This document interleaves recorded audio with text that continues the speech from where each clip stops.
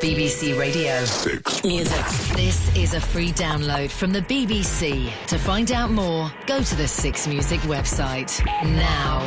This is Peter Serafinowicz on BBC Radio 6 Music. Hi, thanks for downloading this. It's my last one for the moment. Maybe I'll be back, who knows. But anyway, I've had such a great time doing this, and I hope you've enjoyed the show. It was a great show this week. We had Beardyman joined us again, who's stunning. We had Pirate Wogan's farewell session, and we had a bit of a drama with him, actually, so listen out for that. We had Holly Johnson, who has been a hero of mine since I was 13, and David Walliams, who is an incredibly funny and hugely talented and super inspirational guy, and he was very funny on the show, as always. He's brilliant. Anyway, I hope you enjoy it.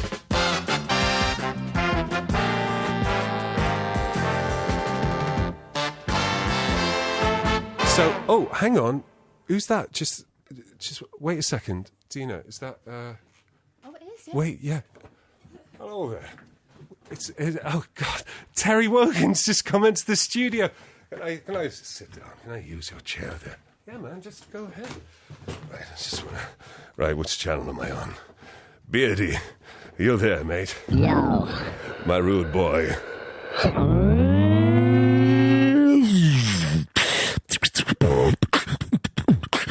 That's right, drop some beats there.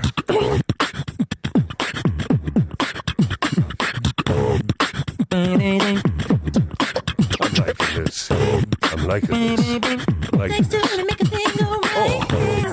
It takes two to make it happen. Back to the old school. It takes two to make a thing go right. It takes two to make it happen. I want to rock right now. I'm T-Wogs and I came to get down. I'm not internationally known, but I'm known to rock the microphone because I get stupid. I mean outrageous. Stay away from me, it is contagious, cause I'm the winner. No, I'm not the loser. To be an MC is what I choose. Ladies love me, girls adore me. I mean, even the ones who never saw me like the way that I rhyme at a show. The reason why, man, I don't know. Let's go! It takes two. It takes two. What's going on? Excuse me, mate. What are you doing? Right. Listen. Hey. Right, pack your stuff up. All of you get out. Hey, of here. this is the BBC. Illegal Do you have the right to be in here? You do not have the right to broadcast. That costs a lot of money. It costs the taxpayer a lot of money. Wait, what are you talking I'm about? having you, mate. Right. What are you talking about? Get Your hands off me. Hey, leave him alone. Leave him alone. It's Terry Wogan. Get your hands off me. Unhand me. I'm sorry about this. I'm sorry. Right about now, you're about to be possessed by the sounds of MC Raw Face and DJ Easy Rock. Hit it!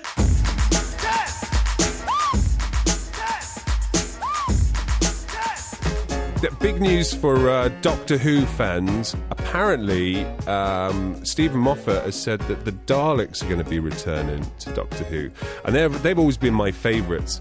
And I was just wondering what they've been up to while they haven't been on Doctor Who. And then someone sent me in this tape, and anyway, it's pretty self-explanatory. So here you go. This is what the Daleks have been up to for the past few years. Welcome to Dalek Relaxation for Humans. Take a deep breath in through your nose. Now exhale through your mouth, softly. Focus on slowing down your breathing into a calm rhythm. Inhale. You are becoming more and more calm. Exhale. You are feeling more and more relaxed. Inhale, calm. Exhale, relaxed. Inhale, calm. Exhale, relaxed. Inhale, calm. Exhale, relaxed. Continue to breathe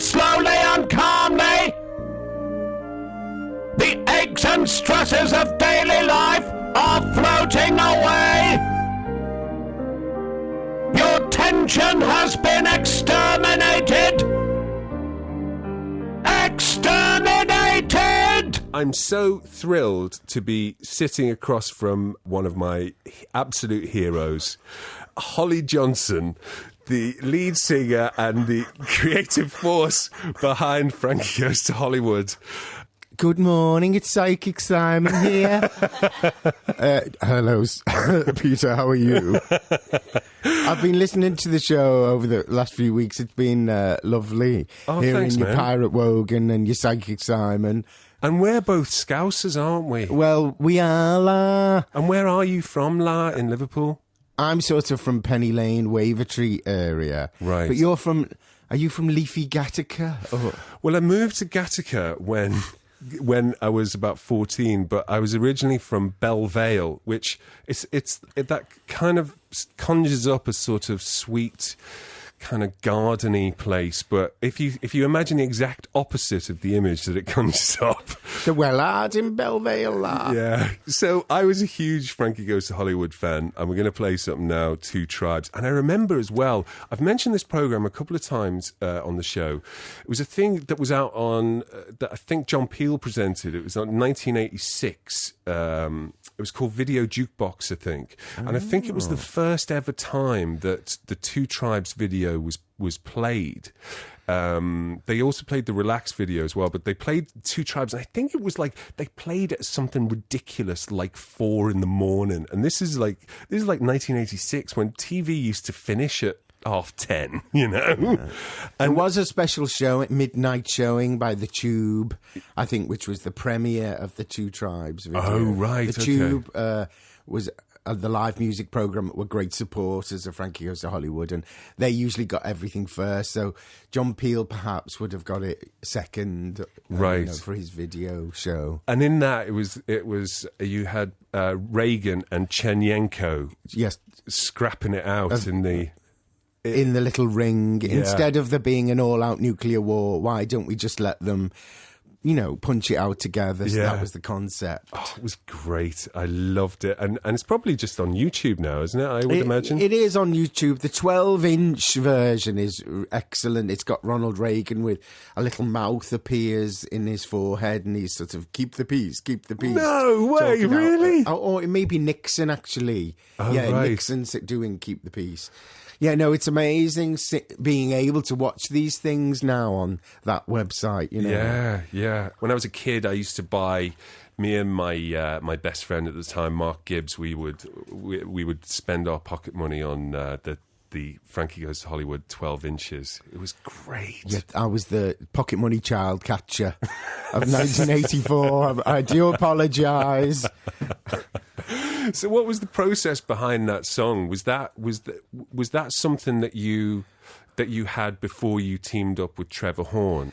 Oh, yeah. It was one of the first songs when the band was just a three-piece, in fact, bass and drums and vocals, and we used to do it twice in our set.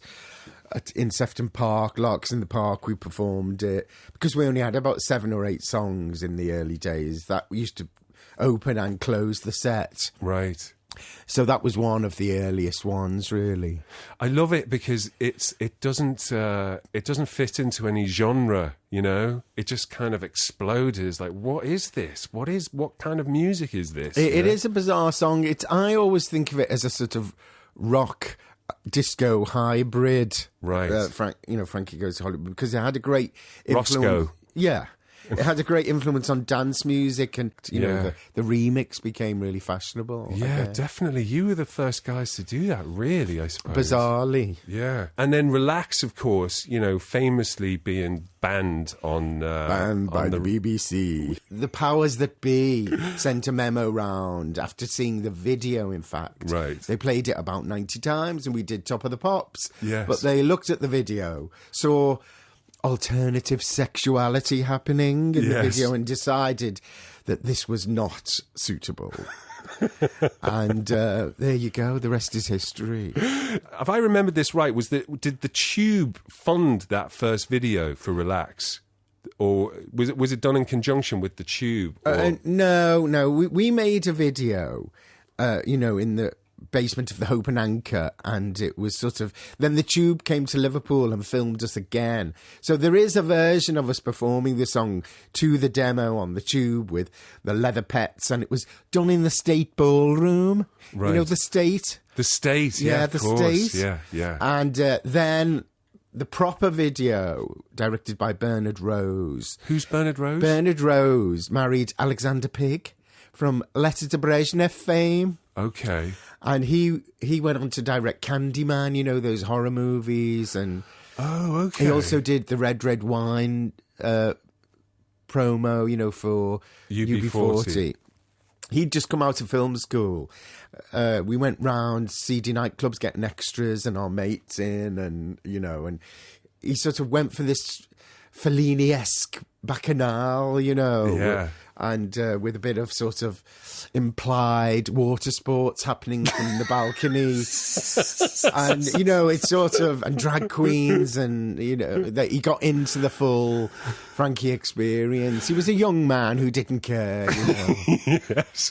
I'm just watching Holly and Beardy talking about samplers and beatboxing and stuff. Oh, we're so technical here.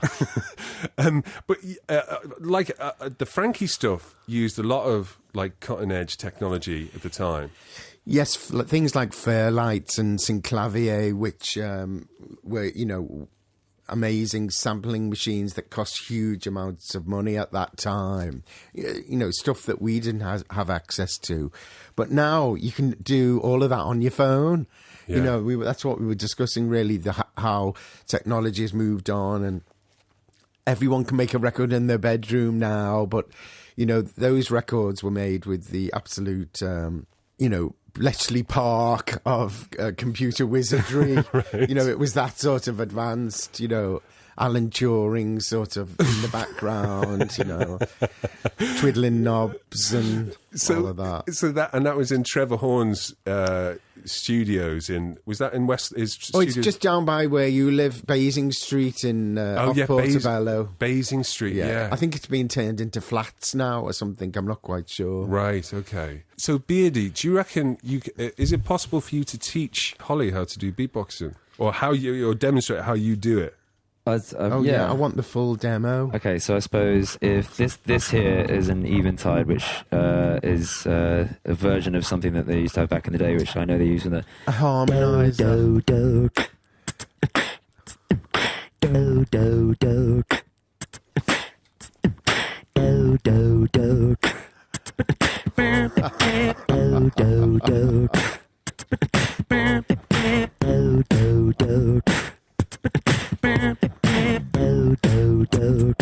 Holly, could you do a hat over it?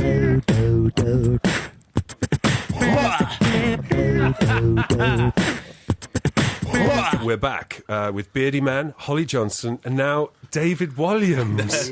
Hello. I'm very excited. I mean, we know each other already, so it's not exciting to see you, but it's very exciting to see Holly Johnson. I know, it's fantastic. You should have told me he was on, because I've got a big stack of records at home that I could have signed and put straight onto eBay.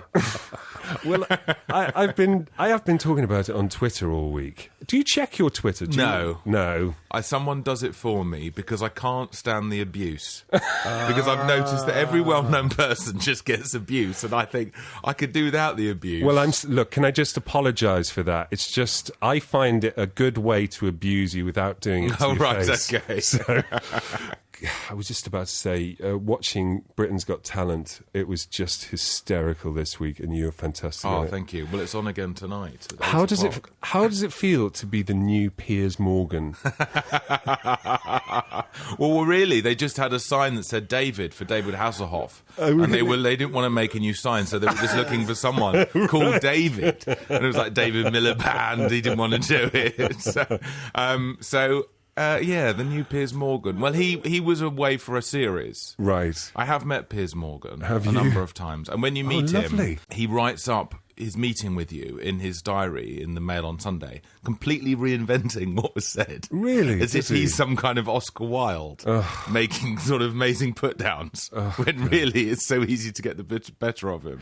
He knows, he's one of those people, and there's a few celebrities, aren't there, who sort of like, they thrive on being disliked. Yeah. You know, they like winding people up, and he's one. Probably Jeremy Clarkson's another. Well, I guess at least Jeremy Clarkson has a talent of, he presents that show. And he can drive cars. And he can drive cars. And, you know, and he writes his, you know, he can write. And, you know, I don't particularly like him, but... you had a great joke about him. Oh, yeah. Jeremy Clarkson is like Marmite. Disgusting. But with Piers Morgan, I just think, what is your talent? What really is your talent? He does. I think he's a good interviewer. Do you? Because he asks the questions other interviewers wouldn't ask, and I think that's why. I mean, he had a great column in GQ where he would always ask people, how many people have you slept with, and have you ever taken drugs? Okay, it's a question for you, Peter. Let me. Tabloid school of yes, that's why I think it was quite. He kind of made a splash. But let's stop talking about. Yeah, anyway, let's stop talking about him. So yes, but yeah, it was. You said you saw it, Holly, the Britain's Got Talent last week. I didn't see the whole programme, but I did see the amazing Mr. Britain's Got Talent. The German eagle window dresser from Germany. Yeah, he was fantastic with the gold shower cap. He came on and sung an opera song. And then he sort of revealed under his cloak that he had this amazing gold costume, and it opened out into these wings, and it just got bigger and bigger and bigger. And the audience all booed him for just being from Germany, but by the end they liked him. It was a standing ovation. Yeah, that was great. And I like to champion, you know, the nutters, because I am a nutter. Yeah, of course. And so I feel a kinship with them. That moment, I said earlier on the show, but it really was a moment where I was laughing so hard I had to get off the couch, and I was sort of crouched, and I had to turn away from the TV when those wings came out, and I was just laughing so much, I was like silently laughing, and I thought I was going to puke. And then I glanced back to the screen, and it was when his wing fell off, and Ant picked it up and tried to. Well, he sort of actually broke it off, and he tried to put it back on. Oh, did he? But that was just brilliant, and that's why I love watching the show, and I wanted to be part of it, because I love those kind of moments, and even like X Factor or The Voice, whatever, they don't get that level of nuttiness, because you can come on Britain's Got Talent and do anything. Yeah. Yeah, I mean, the rest of the episode was... I mean, the guy who was like the West Indian guy who was like the giant sort of hellish Santa Claus on stilts. That was Sunita, actually. Because you couldn't see because of the mask, but it was actually Sunita under there. No, She'll do anything to get a gob in. I know. Darling, you're not coming back on the show. No, he was just... Where does that come from? What is that act? What does it mean? Know. And he said, if I can't win this competition, no one can. Just like so confident. You think, people want to see this? Yes. But we don't know what's coming at all. We just have a list of names, and we have no idea what they're going to do, what age they are, anything. So it really, people talk about it being scripted or anything. It really isn't, not for the judges anyway. You swam the Thames. Oh, yes. Recently. And can I just say, again, congratulations. Oh, thank you. You were there to support me, and you made a very funny sign that read, "Don't turn back." Yes, I did, yeah. Yeah. I don't know. You've got a free pass now to do anything.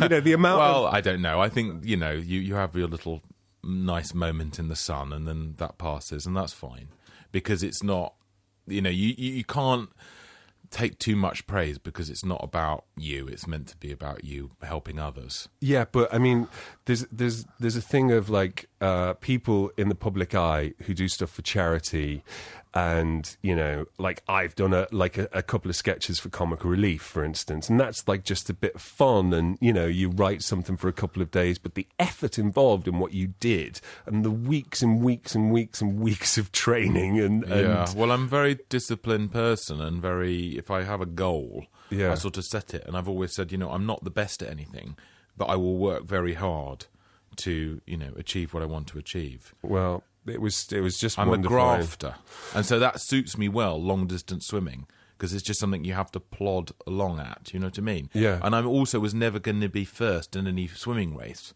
because when you're at school and you do sports, it's like, oh, who's the first? I was never going to be first at anything. I'm at the back, but I could keep going longer. Well, I'm concerned about the toxic Thames on your health. Wasn't there? I picked up a parasite in there called Giardia, and that made me sort of sick it's a recurring thing because it lays eggs in your lower intestine. Oh, lovely. And so every week I'd get ill again. Like Alien. Not as bad as Alien, but quite bad. Not quite as bad. No, I mean that's off the scale of it. Nothing Alien, bursting out of the not of the front, but of the back, which is not nice. But anyway, as your friend, when you completed that, and I saw that documentary, I thought, well, I'm a little bit less ashamed of him now. Well, Rob Brydon texted me after the channel swim and said, "You're still fundamentally a bad person." Hello, it's Brian Butterfield here, taking over the Six Music airwaves, and do I have a single?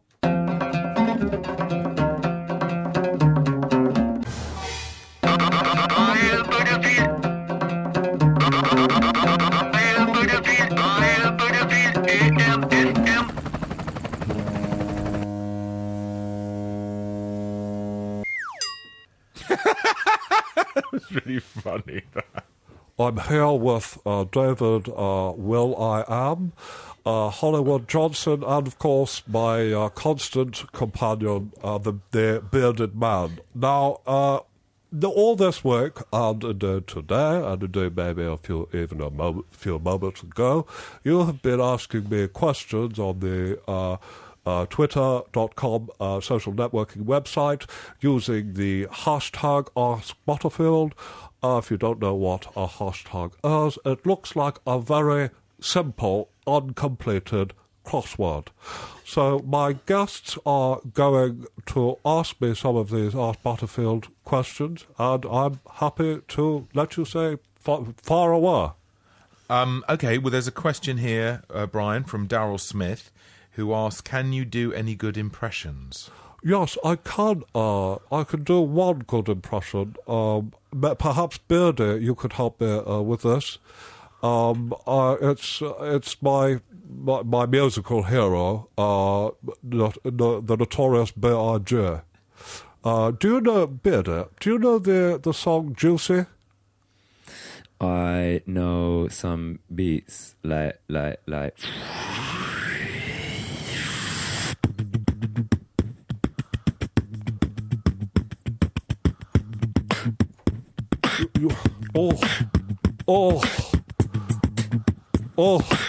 What's it?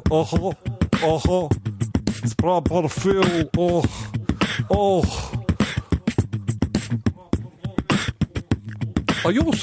Are you sampling, Bear? Unintentionally, you're there in the background, Brian. Well, we can't do that, actually, because we haven't filled out a licensing agreement. So let's move on. Hollywood, do you have a question for me? How thin can wafer-thin ham get? Well, the answer, Hollywood... Oh, wait a minute. That comes from Kev Atkinson. Kev Atkinson. He is actually a renowned ham technologist. So, Kev, I thought you would know the answer to this. Ham the thinnest wafer-thin ham was developed in Japan and is actually only one molecule thick. But the slices are very, very... have a huge surface area, and in fact one single slice for a regular sandwich would cover the surface area of 2 Jupiters. I think that's the correct measurements. So thin that they're suitable for vegetarians, in fact. Possibly, yes, as long as the pig itself was vegetarian. Okay, marvellous. There's another question here from John Douglas. What's always the last sweet left in your Christmas Quality Street tin every April? I would have to say the Bile Quality Street. That's one that I manufacture myself, and to the box. I find it aids with digestion and breaking down food, although it does taste utterly awful. Ooh, it Yes. does sound pancreatic. Yes, yes. So from John Douglas asks, Phil Daniels, Rusty Lee and Bobby Davro are trapped in a burning flat. You can only have time to save one of them. Who? Oh, Can I my say it's God. a burning Fiat Uno? Oh, is it? Yes. They're trapped in a burning Fiat Uno? Yeah, in a flat. Oh, good God. I'd better go and save them. No, if they no. were. Did it say if? Which one would you save? Which one? Oh, I don't know. Well, if it's a hypothetical question, well, then I can calm down. If it's yes, I would probably. I hate to offend anybody, but I would probably save the Fiat Uno because I do collect them. Oh, bless. I'd save Rusty Lee, definitely. How many Fiat Unos have you got? I have, well, I say I collect them. I have one, but it is a very, very, very nice Fiat Uno. Would you like another question? Yes, please. This is from Laura Goss. Following on from the success of your diet plan, I've lost 4 stone so far. Any plans for an exercise video? Yes, there is a plan for an exercise video, and the video itself actually weighs 17.5 stone, so you lose weight simply by putting it into your VHS machine. You lose weight because of the effort of that? Because of the effort of that. People don't have a VHS machine anymore. What are you talking about? They have Betamax now. Terry Wogan. Friday night continues. Hold tight, Smith and Blanks, up all night.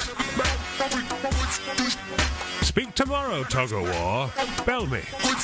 Shouts to sarcastic bacteria.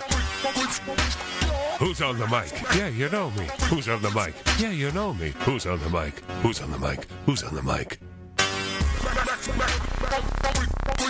Oh, that's mucky. Pure muction. Oh, I love that bit. I love it. You know the bit I mean, is it?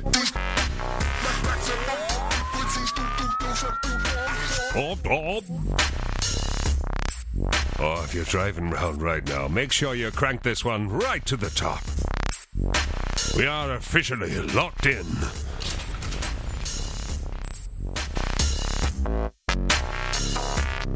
Oh, I want to know what you're doing. Get those texts coming in. Who wants a reload? Oi, where's all me calls? Where's me text messages?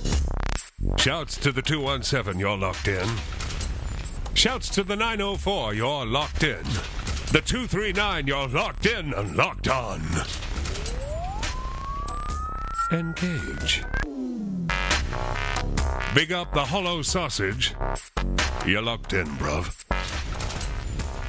Listen! Damager. Shouts to the Hancocks and the Rossi B and Luca. Just trying to get you locked in. Here we go. You're locked in.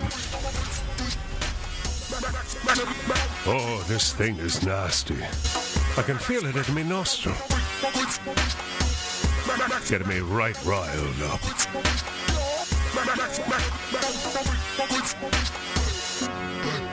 Watch out. The bad man. The glad man. I'll make you a sad man. I'll come round your pad, man. I'll mess up your house. I'll mess up your duvet. I'll drink all your cuvee. I'll open that fridge. I'll take the milk out. I'll let it go sour. I'll creep round your house like Jack Bauer. I'll poison your flowers. Go in your living room. Pull out your TV. Knock over your CDs. Put them all back again. In non-alphabetical order. Ah, that's how mad I am. This tune's just making me stupid in the face. I'd just like to say thank you to all the listeners who've tuned in over the past few weeks. It really means a lot to me. Thanks again. Take care. The T-Wogs. Terry Wogan. Thanks for listening to this free download from the BBC. For more 6 Music downloads, go to the 6 Music website now.